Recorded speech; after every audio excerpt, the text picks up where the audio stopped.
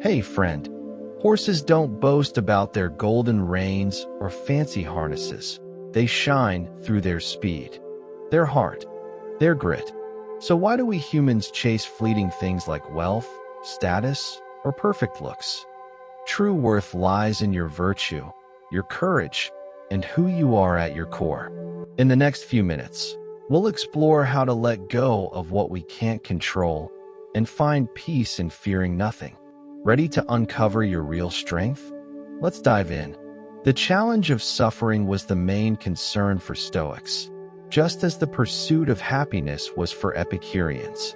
To this challenge, the Stoics offer 4 key answers, ideas we're already somewhat familiar with. First, only what we choose to see as bad is truly bad. Let's hear from Marcus Aurelius on this core idea. Everything depends on how you view it, and that view is in your control. Let go of your perspective whenever you choose, and like a sailor rounding a cape, you'll find peace. Everything steady, a calm harbor. Drop the thought, I've been hurt, and the hurt itself disappears. Let go of the complaint, and the pain is gone. Second, since goodness or honesty is the only true value, only losing that counts as real harm. When you hold on to goodness, nothing important can be missing. A Stoic says, goodness fills the heart completely. It numbs the sting of loss, and is enough on its own. Just as stars fade before the sun's light, so do pain, troubles, and injuries vanish in the face of great character. When goodness shines, everything else fades away, and life's annoyances affect it no more than rain on the ocean. What matters isn't what you face, but how you face it.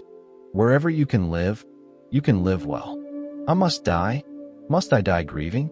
I must leave my home.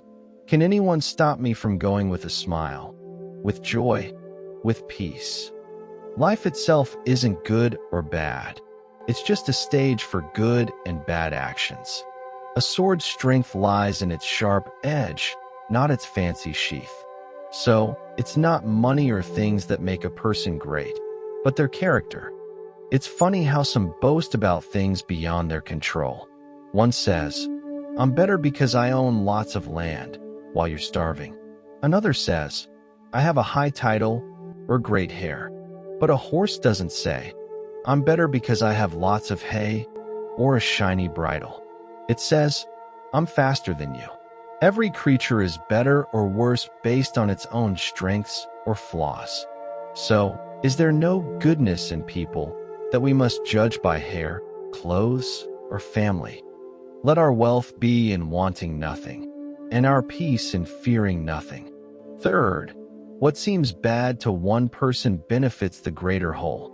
And since we're part of that whole, it's good for us too. Must my leg be injured? A Stoic asks. Why complain about one small part when it serves the world? Won't you give it up for the greater good? Don't you see how tiny you are compared to the whole? If a wise person knew what was coming, they'd accept their own illness, death, or injury, knowing it's part of the universe's plan, and the whole matters more than the part.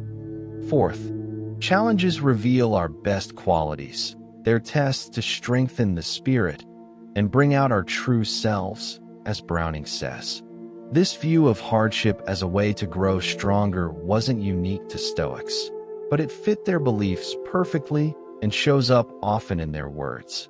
Just as we accept a doctor prescribing exercise, cold baths, or going barefoot, we should accept when the universe brings illness, injury, or loss.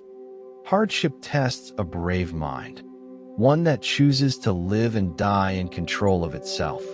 Tough times help us all.